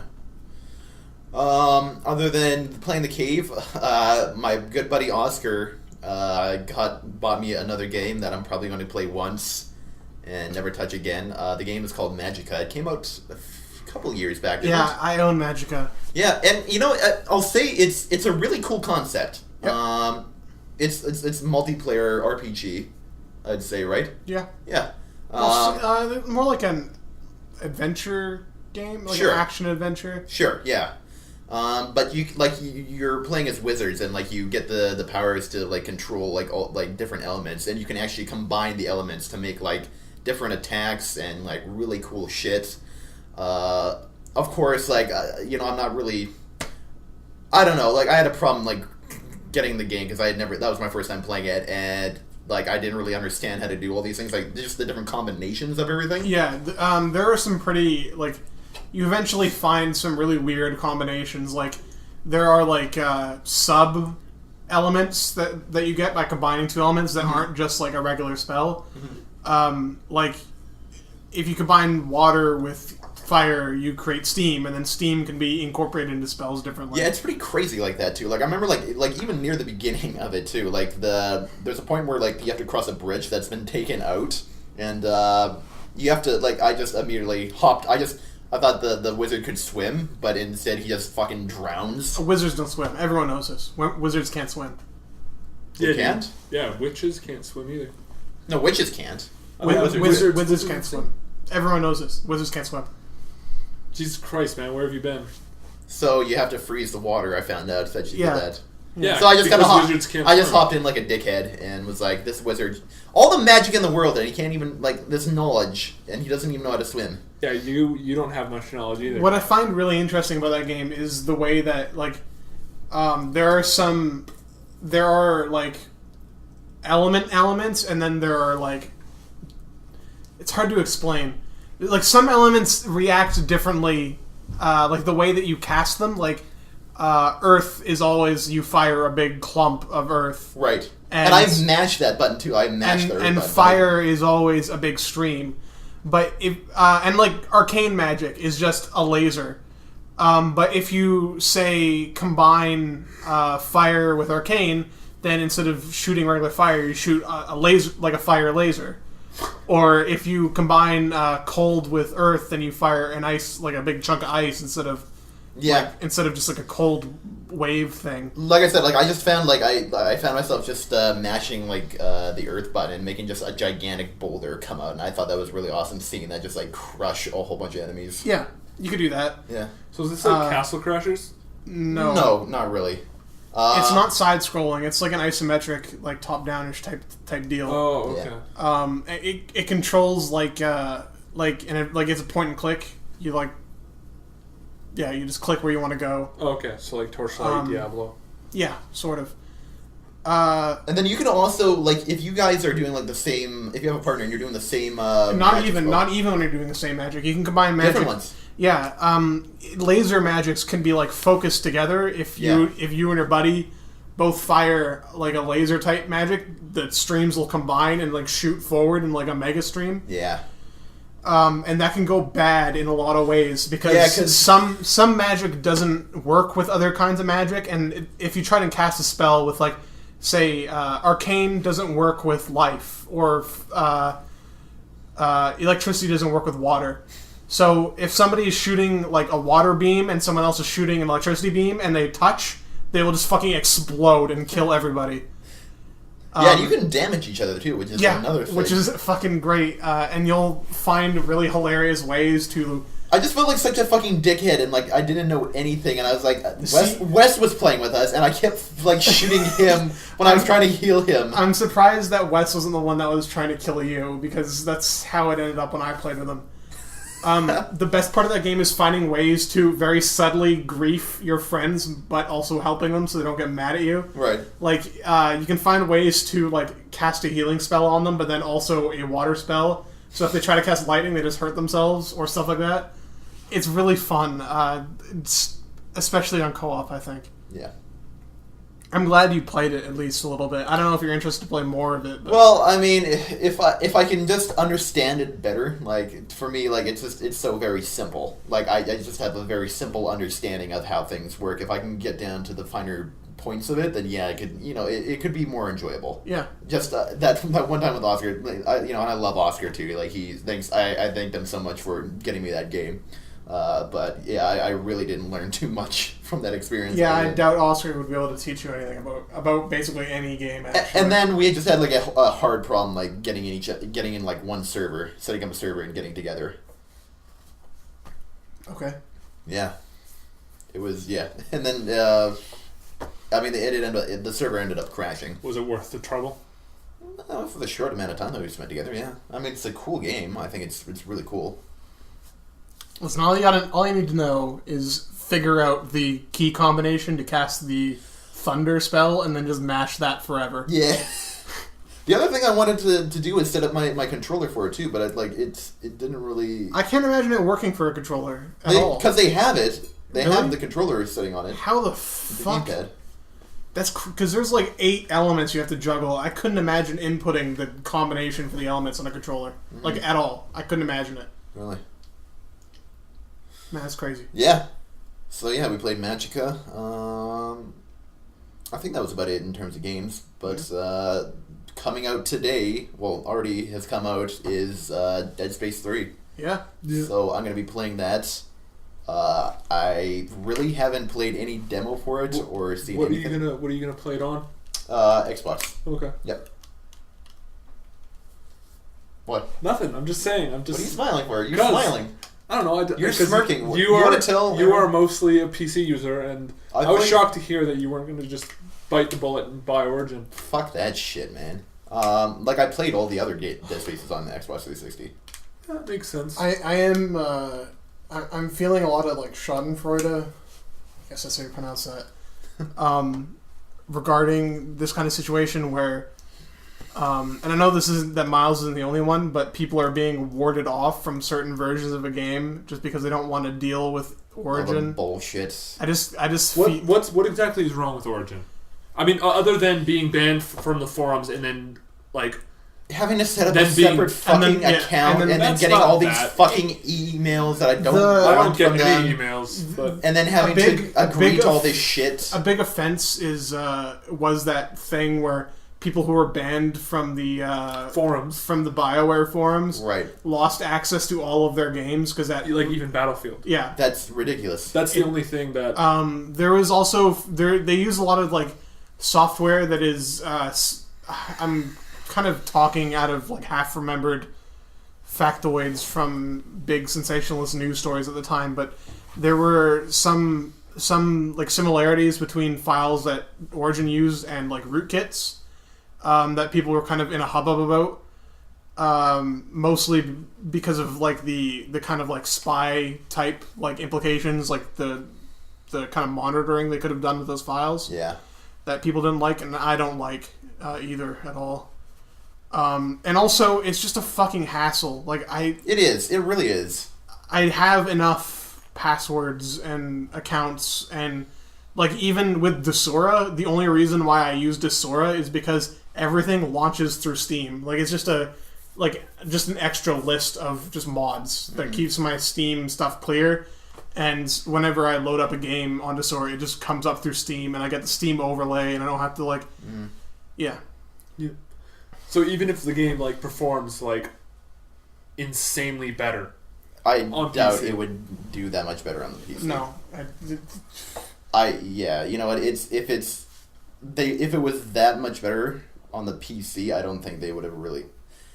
I mean, they tons of wouldn't. games are like that. Though. They wouldn't release a shitty quality game on Far Cry 3 on a console. Far Cry 3.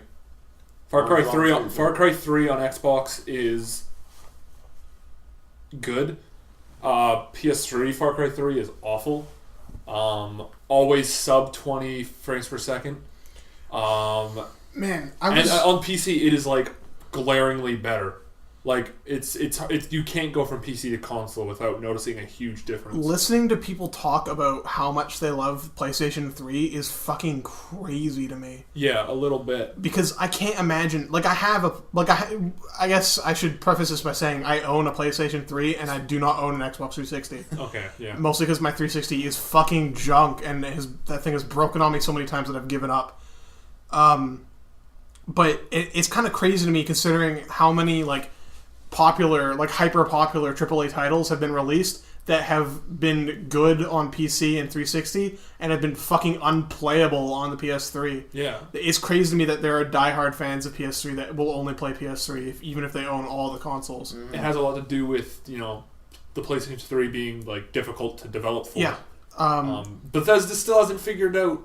Well, they said they have. I'm pretty sure they have given up because they haven't fixed a lot of problems with the PS3 version of Skyrim. They say that the DLC is coming this month, I think.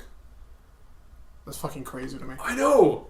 That's It's like 5 months later, and Vanguard comes out. The only people who they will not get very many sales on that because I think everyone who has bought Skyrim on PS3 has long since given up. Yeah. And moved on to other shit, like playable shit. Yeah. It's pretty disgusting. Yeah. Mm-hmm. And not exactly. And I am speaking from experience. I own Skyrim on PS3. Yeah, that's. I own that shit. Like it is miserable to play. It is. I'm sure. Yeah. It's awful. Also on the PS3. Oh yeah, we've already talked about. It, but anyways, I don't want to talk a lot of bunk about PS3 anymore. Yeah. Yeah. I mean, I could definitely see games performing better on PC than consoles, but I don't know. I would go to where the best version of the game is. I would not if it includes Origin. Really? Yes. I just don't want to deal with Origin at all. I don't think I don't think it's worth it. I really don't think it's a total deal breaker for me. I haven't had any problems with it. Although I don't play a whole lot of games on it, but I'm going to be playing SimCity on it. But I mean, I don't get any emails. I don't. I get bugged by EA all the time, and I've repeatedly I've told them I don't want to hear this shit anymore. But for some reason they're like, hey, look at all this new stuff we're coming out with that I don't care, and it's all in my junk email. Oh, junk email, out of sight, out of mind, man. For me, at least. But yeah, I don't know.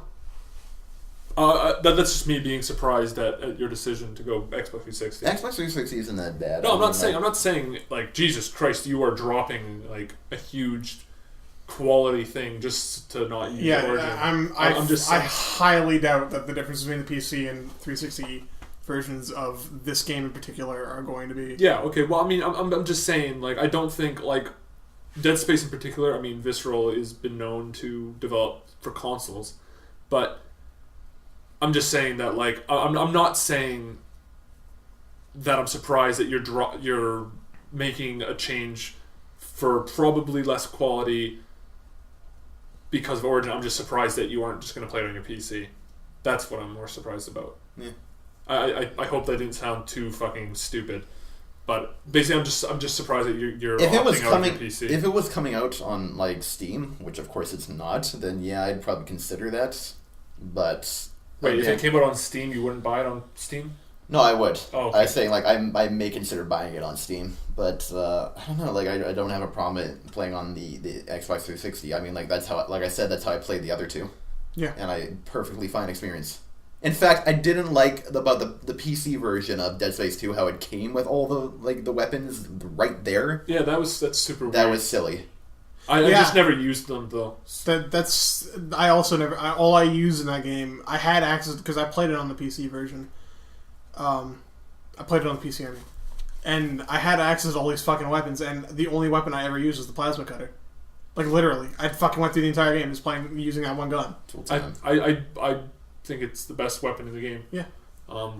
When I can, I play through as much as I can with it, and then obviously I'll lose ammo, so I jump into the pulse rifle, which I don't think is as fun. But yeah, I don't know. EA's weird. They are. Yeah. Well, now that we've got that out of the way, was there anything else that we wanted to say? Maybe some breaking news or anything? Yeah. While you guys were talking about the cave, I looked at my phone briefly. Yeah, you were pretty quiet that whole time.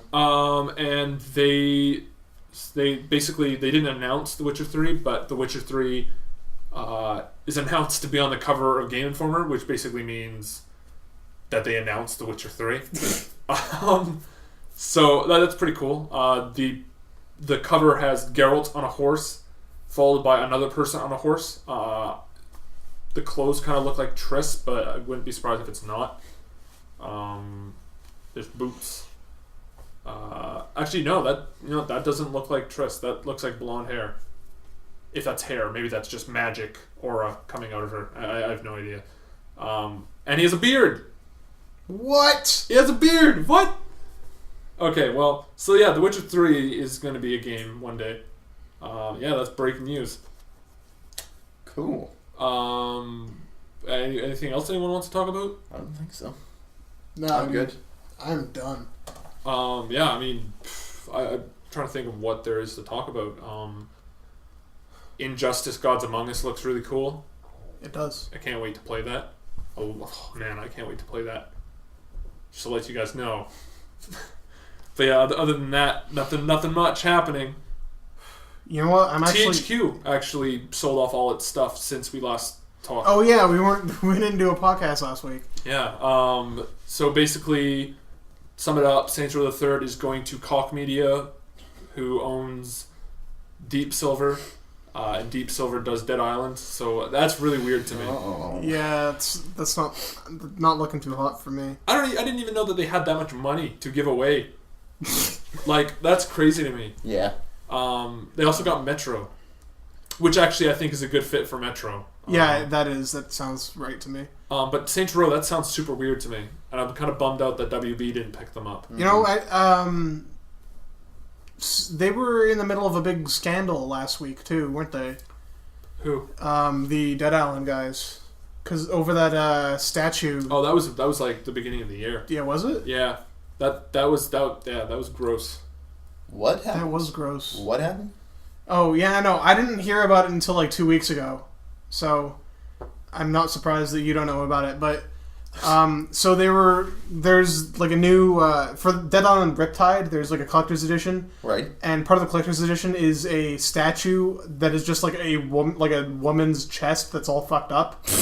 Okay. It's not. It's disgusting. It's gross. I feel like people are kind of being a little weird and focusing too much on the fact that it's a woman's chest, because if it was like I agree. If it was a rippling man chest, it still would have been really fucking weird. Yeah. Yeah. But I mean, the thing that I have a problem with it is that, I don't know. It's gross. I mean, it's disgusting. I feel weird about it because I know that some guys were probably totally into it. Like, oh man, they're tits. Yeah. But like, I don't know. If people are offended by it for a certain reason, then it's not okay. But I don't know. I'm not offended by it. I know you're not offended by it. Well, I mean, I don't see why people would be offended by it. It's just like I think that everyone is just collectively grossed out. Yeah. Like this is an inappropriate thing. Like, don't do this. Mm-hmm. But anyways, either way, it's dumb idea. Like it's just stupid. Like, I don't know who the fuck thought it. Even who thought that? Like, who would want to pay extra money for that? Yeah, just for a torso. It's a select few people. Stupid. Well, it should be the rapper's face. Sambi. Yeah, Sambi's face. Yeah, that would be good. Yeah. Or Sambi's middle finger. Yeah, I know. You don't usually get like figurines as like tie-ins. Like there is the Big Daddy one, and I mean there are a few, but it's relatively rare as like compared to just like a nice map or like a journal or whatever. Yeah. Man, I love. So to squander a nice like collector's edition thing on the fucking creepiest thing that has ever been in a video game is a real. I want to see. I want to see shame. what this looks like now. I'll show you after the podcast. It's basically a woman's. Yeah, it's a woman's chest, but like all fucked up. Yeah. Yeah, she has a Union Jack bikini on. Oh, yeah. Cool. I wanted to mention Cryamore. What's that? It's on Kickstarter right now. It's a Metroid and Secrets of Evermore, or Secrets of Mana, or Legends of Mana. Secrets of Mana. There is a Legends of Mana too, though. Oh. It's inspired by those games, and it looks really nice and pretty cool. I want everyone to like take a look at it at least. It's doing pretty good on Kickstarter though, so I'm not worried about like I'm not asking people to fucking pay money for it, but yeah. I think it looks interesting, and like a pretty high level of like effort went into this. So yeah, I think it looks cool just because I'm a fan of Metroid and Zelda and that kind of stuff. Yeah, which they have said that they are directly inspired by that kind of stuff. Right. So. Yeah. Man, I wish I had more to talk about, but it's just been games like those games lately. I mean, I just want my fucking email to be up again. Because I would definitely have more stuff to talk about if the email was up. We talk about email all the time. Yeah. Don't send us an email. But yeah, it's necessary that it's down, but it's also something that we can't wait to get back. Yes. We want the site back up. I'm getting restless. I'm getting fucking crazy. I'm gonna do something rational or irrational. I'll probably do something rational too because eat breakfast. That's pretty rational. Play another game. Yeah, play some Antichamber. That's pretty rational. Yeah. Well, no, technically not. Well, the game is irrational. Yeah. Okay. Very true. But yeah, that's it for me. Yeah, me too. Awesome. Thank you very much, everyone, for joining us on another edition of the GameSparked Podcast. I am your host, Myles Milligan. As always, Joe Rubel. Hey. And Matt Paget. Bye. Signing off. Later.